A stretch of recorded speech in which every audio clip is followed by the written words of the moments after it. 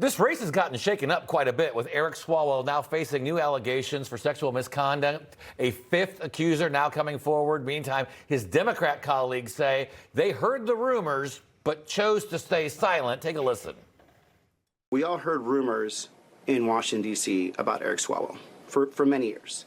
And there's no question, I think, as Senator Gallego said, rumors about that were going on for many, many years. Guy had heard rumors that he was a womanizer, and that's one of the reasons that I endorsed Tom Steyer in the race. They heard the rumors. They appear to have all the right talking points. They're all buttoned up. But what does it say to you that as of a week and a half ago, the guy they'd heard rumors about was likely to be the next governor of California? Well, I wouldn't agree with that part. I was always likely to be the next governor of California and still am, because I was leading Eric Swalwell in the polls as well as everybody else. But I agree with you that he was looking like being the Democrat frontrunner.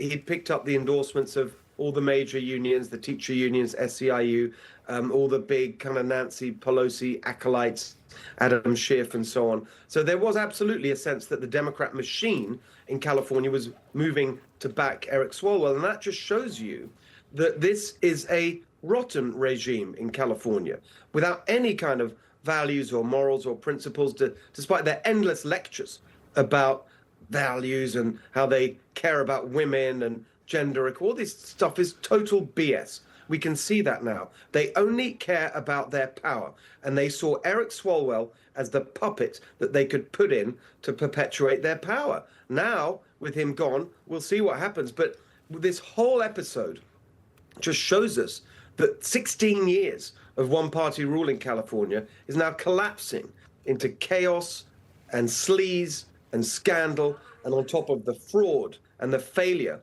This is just another reason why we're going to kick out the Democrats this year and get real change in California and make our state golden again.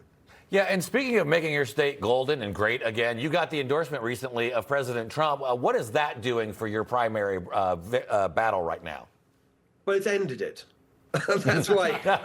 That's why I'm afraid the other Republican is lashing out the way he is. I mean, he'll probably see reality at some point. I don't know. Maybe he'll keep going till the bitter end. We'll see. But there's no question that the Republican primary is over.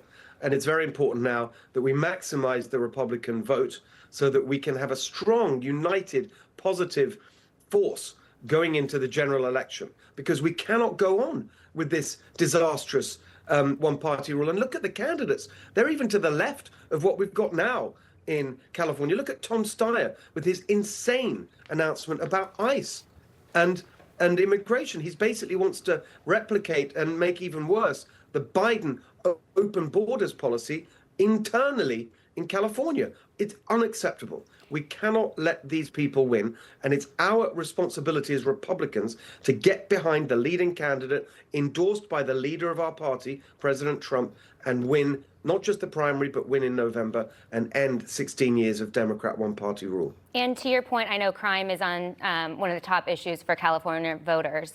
Also, U.S. Attorney Judge Jeanine Pirro is seeking out more potential victims of Eric Swalwell, posting, "I have created a tip line to receive information regarding alleged sexual or inappropriate conduct in D.C. by Congressman Eric Swalwell. The number to call is 202-252-0809. Do you think we're going to see more victims now continue to come forward? Well, that's exactly what I think we can expect, precisely because of what the Democrats have been saying, which is the years-long rumors of this pattern of behavior, which I'd heard about, the media had told me about.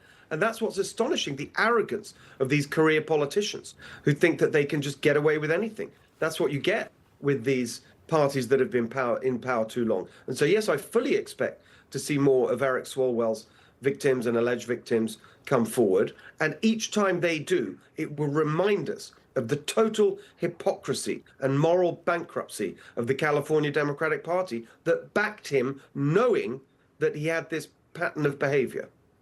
All right, Steve Hilton, California gubernatorial soon-to-be nominee. Well, thanks for joining us this morning. Great to be with you. Thank you.